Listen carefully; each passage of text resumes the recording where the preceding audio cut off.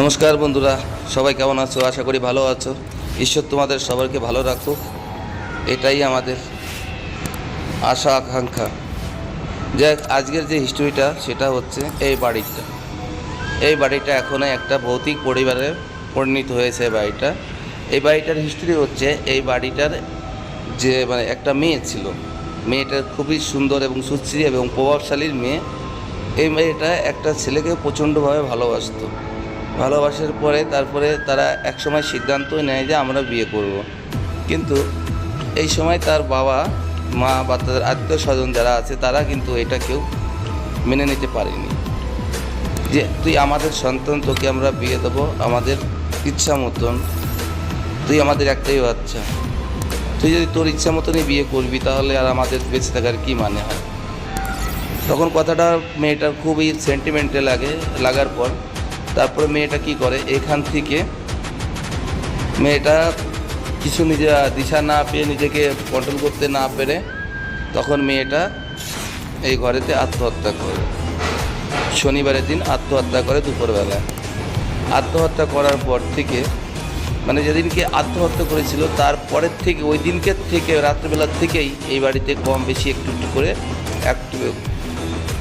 Active হওয়ার পরে বহুত কিছু এটা চলছে, ওটা এটা করছে, সেটা করছে। রাত্রেবেলা আওয়াজ হচ্ছে, মনে হচ্ছে ওই মেয়ে যে ঘরে থাকতো ওই ঘরের ভিতরে কেউ কথা বলছে।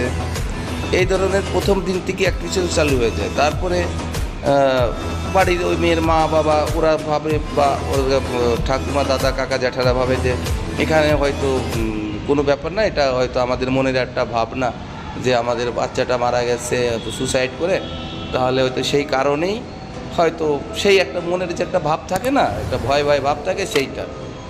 কিন্তু যখনই দিনটা যতই বাড়ছে, মেয়েটার সৎ ক্রিয়াকর্ম করার পরেও তখন থেকে যেদিনকে মেয়েটার সৎ ক্রিয়াকর্ম করা হয়েছে, করার পরের থেকে এই বাড়িটা অতিরিক্তভাবে অ্যাক্টিভ হয়ে যায়, প্রচুরভাবে অ্যাক্টিভ হয়ে গেলে তারপরের থেকে তো কখনো মা দেখছে যে রান্নাঘরের থেকে থালা বাসন পড়ে যাচ্ছে, কখনো বাজে আওয়াজ আসছে, মনে হচ্ছে পিছনে কেউ দাঁড়িয়ে আছে, কোনো একটা কালো ছায়া চলে যাচ্ছে। এই ধরনের দেখতে ওরা তখন খুবই আতঙ্কে হয়ে যায়। ওর বাবাকে বলে যে তোমাদের বাড়িতে আমাদের বাড়িতে এই হচ্ছে, ওর কাকা দেখেছে, ঠাকুমা সবাই আর কি কম বেশি বুঝতে পারে যে আমার বাড়িতে এগুলো হচ্ছে। তখন ওরা কী করবে, ওরা ওখানে থাকতে না পেরে তখন ওরা এই বাড়িটা ত্যাগ করে ওরা চলে যায় অন্য কোথাও। সেখান থেকে নিয়ে এই বাড়িটা টোটালিভাবে অ্যাক্টিভিস্ট ভৌতিক প্লেস বলা হয় বা ভৌতিক বাড়ি বলা হয়। তারপরে এটা তো হয়ে গেল। তারপরে তো আমরা এখানে গেলাম, যাওয়ার পরে আমরা যে এইটা তুলে ধরার চেষ্টা, দেখো কেউ নেই, কিন্তু কেউ নেই এখানে, কেউ নেই। দেখো কীভাবে ওই ঢাকনাটা নড়ছে, আমার খুব সম্ভব শোকেজ ওটা, ঠিক আছে, শোকেজের ঢাকনাটা কীভাবে সরছে দেখেছো। তারপরে তো দেখলে মাঝখানে একটা কালো ছায়ার মতো একটা ফেস উড়ে গেল। তারপরে কুর্চিগুলো কি চেয়ারটা কীভাবে, দেখো কী রূপ, দেখো এই ধরনের রূপ দেখলে পরে এখন যদি বলা হয় যে না এটা ফেক, এটা কখনো ফেক হয় না, এই দেখছো এই নেই, এই দেখছো এই নেই। একটা ভিডিও করতে যে কত কষ্ট সে যে করে সেই জানে। যাই আপনারা দেখেন, সামনে দেখো কীভাবে কী করছে, দেখো কুর্চিগুলো কীভাবে কী করছে, ঠিক আছে। অ্যাক্টিভ যদি কোনো বাড়িতে যদি ভূত নাই থাকবে তাহলে এটা কেন ভূত বাংলার নাম হবে?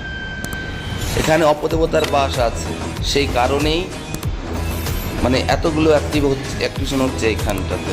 কখনো কুর্চি সরে যাচ্ছে, কখনো আলনার দরজা খুলছে, কখনো ঘরের দরজা খুলছে, কখনো কালো ছায়া আসছে। তাই গাইজ, ভিডিওটা ভালো লাগলে আমার পেজটা চ্যানেল করে সাবস্ক্রাইব করে আমার পাশে থাকবেন।